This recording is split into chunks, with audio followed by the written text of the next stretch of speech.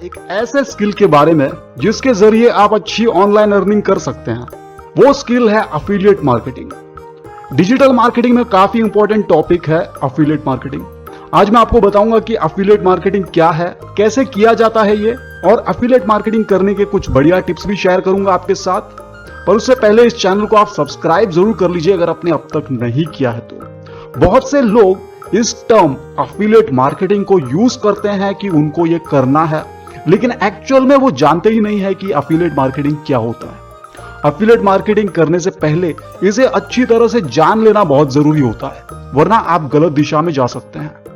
Affiliate marketing में आप किसी कंपनी के प्रोडक्ट्स को बेचते हो अफिलिएट नेटवर्क के जरिए और उस पर कमीशन कमाते हो। काफी फेमस अफिलिएट मार्केटिंग प्रोग्राम जो है वो है अमेजॉन एसोसिएट्स का। तो इसमें 4 पार्टीज इन्वॉल्व होती हैं। एक मर्चेंट यानी कि जो प्रोडक्ट का ओनर है, अफिलिएट नेटवर्क यानी कि वो कंपनी जो आपको प्लेटफॉर्म प्रोवाइड कर रही है अफिलिएट मार्केटिंग के लिए, जैसे for example Amazon.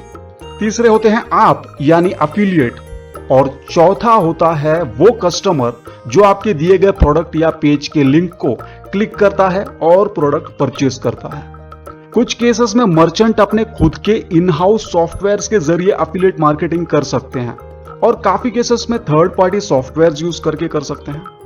Companies affiliate marketing करती हैं अपने सेल्स को तेजी से बढ़ाने के लिए और कम से कम पैसा मार्केटिंग पर खर्चने के लिए। और दोस्तों, ये परफॉर्मेंस बेस्ड मार्केटिंग होती है, मतलब कि जहां पर आप कस्टमर्स को जब कंपनी तक पहुंचाओगे तभी वो आपको पैसे देगी। इसमें नॉर्मली 2 तरह के पेमेंट टाइप्स होते हैं। एक होता है पे फॉर सेल्स लीड।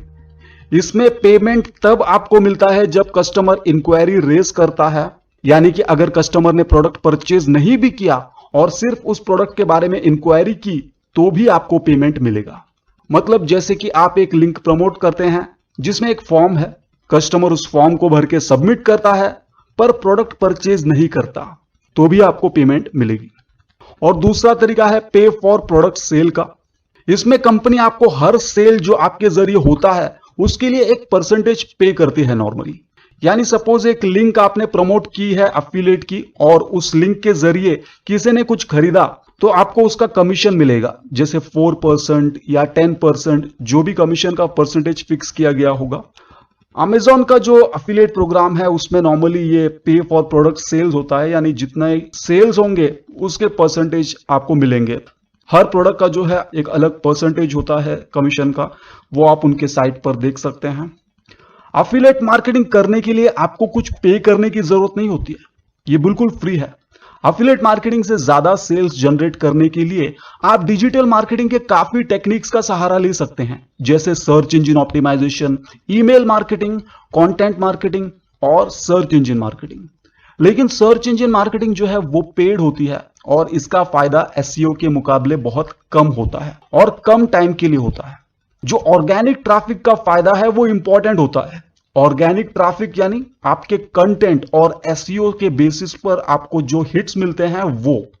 तो दोस्तों, आप जितना हो सके ऑर्गेनिक ट्रैफिक के जरिए ही हिट्स लाना अपने साइट्स पर। पैसे मत डालना सर्च इंजन मार्केटिंग पर। डिजिटल मार्केटिंग के टेक्निक्स का इस्तेमाल करके आप अपने एफिलिएट बैकलिंक्स को ज्यादा से ज्यादा लोगों तक पहुंचा सकते हो। जैसे फॉर एग्जांपल आपने काफी लोगों की ईमेल आईडीज कलेक्ट की है अपने वेबसाइट के सब्सक्रिप्शन के द्वारा, तो आप उन लोगों को जब अपने ब्लॉग्स के ईमेल सेंड करोगे नोटिफाई करने के लिए, तो उसके नीचे अपने एफिलिएट प्रोडक्ट्स के बैकलिंक्स भी डाल सकते हो। एफिलिएट मार्केटिंग करने के बहुत सारे साधन हैं। काफी लोगों को लगता है कि ये सिर्फ अमेजॉन और फ्लिपकार्ट तक सीमित है। ऐसा नहीं है, काफी सारी कंपनीज हैं जो कोई प्रोडक्ट्स बेचती हैं, उनका एफिलिएट मार्केटिंग प्रोग्राम होता है। लेकिन आपको मैंने ये नहीं बताया कि कैसे करते हैं एफिलिएट मार्केटिंग। चलिए बताता हूं। जैसे कि मैंने बताया, इसमें कोई एक्स्ट्रा इन्वेस्टमेंट आपको नहीं करना है। अगर आपकी कोई वेबसाइट है या ब्लॉग है या यूट्यूब चैनल है या कोई ऐसा ऑनलाइन मीडियम है जिसके जरिए आप लोगों से कनेक्ट करते हो, तो आपके लिए एफिलिएट मार्केटिंग करना आसान होगा।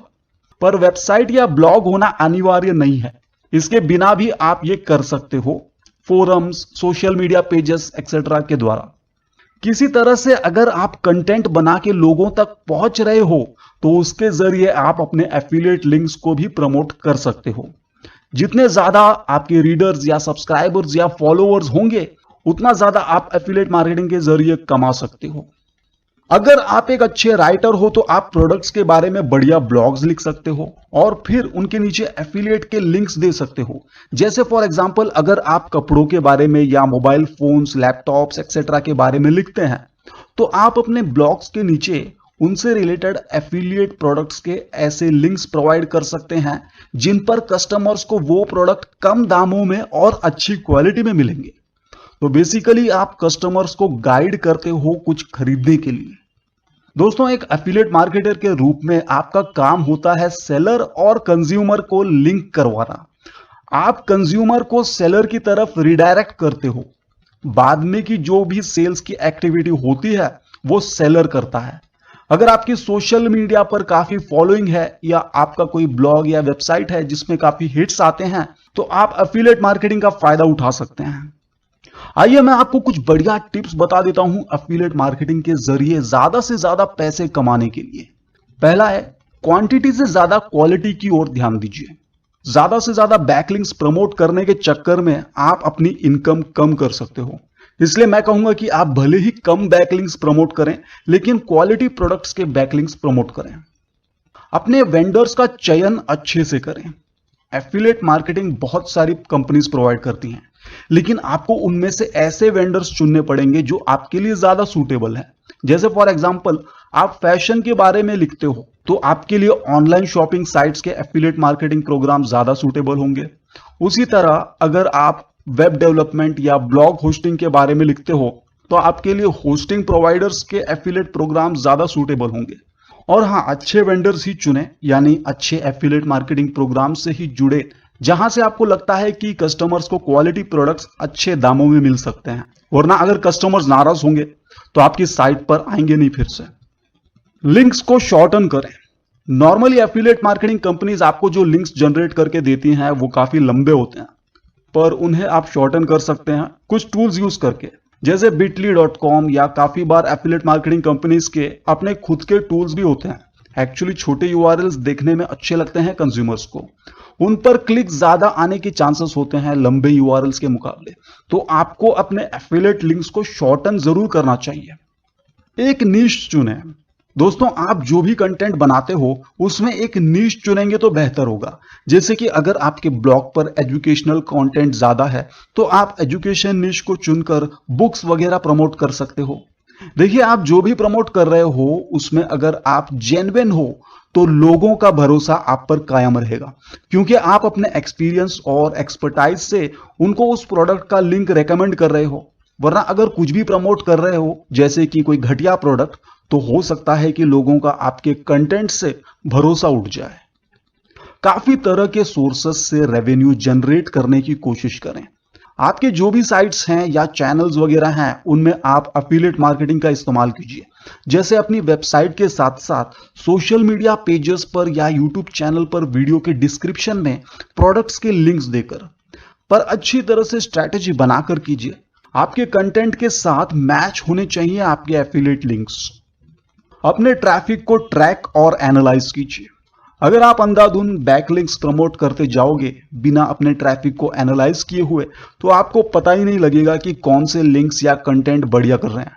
इसलिए अपने ट्रैफिक को समझिए कि यूजर क्या चाहता है, और ये भी एनालाइज कीजिए कि यूजर किस एरिया पर ज्यादा क्लिक करता है। जैसे आप अगर कोई बैनर प्रमोट कर रहे हैं तो उस बैनर के कुछ एरियाज जैसे टॉप और बॉटम पर ट्रैकिंग आईडीज लगाकर ये चेक कर सकते हैं कि किस एरिया पर ज्यादा क्लिक्स आ रहे हैं। देखिए कि किस प्रोडक्ट की डिमांड ज्यादा है। काफी बार आप कंफ्यूज हो सकते हो कि कौन सा प्रोडक्ट प्रमोट करें। अगर आप ऐसे प्रोडक्ट्स चुनोगे जिनकी डिमांड मार्केट में ज्यादा है तो उन पर कन्वर्जन रेट ज्यादा होने के चांसेस हैं, क्योंकि अगर आप ऐसे प्रोडक्ट्स पर मार्केटिंग एफर्ट्स डाल रहे हैं जिनकी डिमांड उतनी नहीं है तो आपको मार्केटिंग का फायदा नहीं हो पाएगा। कुछ नया ट्राई करने से हिचके नहीं। आप रिसर्च करते रहिए कि कौन सी स्ट्रैटेजी आपके लिए काम कर रही है और कौन सी नहीं। कोई नई एफिलिएट मार्केटिंग स्ट्रैटेजी इंप्लीमेंट करने से हिचके नहीं जब तक कि उसमें कोई पैसा लगाने की जरूरत ना पड़े। डिजिटल मार्केटिंग स्ट्रैटेजीज जो कि फ्री है बिल्कुल, वो ट्राई कीजिए। दोस्तों, एफिलिएट मार्केटिंग में आप जितना भी अपना समय दे रहे हैं कोशिश करें कि उतना इनकम भी आप जनरेट कर सकें। और ध्यान में रहे कि एफिलिएट मार्केटिंग से रातों रात अमीर बनने का सपना मत देखिए। शुरू में काफी टाइम लग सकता है एक अच्छी इनकम जनरेट करने के लिए। अपने बाकी के जरूरी काम छोड़कर मत कीजिए एफिलिएट मार्केटिंग। अपने काम को करते हुए आप इसे कीजिए और सीखिए। किसी भी चीज का आपको पहले तो अच्छा एक्सपीरियंस लेना होता है, उसके बाद उसे अच्छे से इंप्लीमेंट करना होता है और फिर जाकर कहीं रिजल्ट्स आ पाते हैं। तो मेरी रेकमेंडेशन यही रहेगी कि आप इसे अपने खाली समय में ट्राई कीजिए और धीरे धीरे ग्रो करने की कोशिश करें ऑर्गेनिकली, अपने अच्छे कंटेंट के जरिए, जो कि बिल्कुल फ्री है। दोस्तों, वैसे मैं जो एफिलिएट मार्केटिंग करता हूं वो अमेजॉन एसोसिएट्स का प्रोग्राम है वो करता हूं।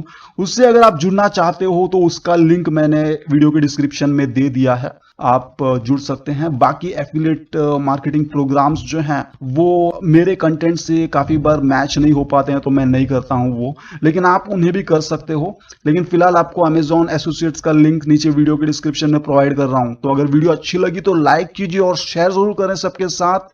मिलेंगे नेक्स्ट वीडियो में जल्द ही। धन्यवाद।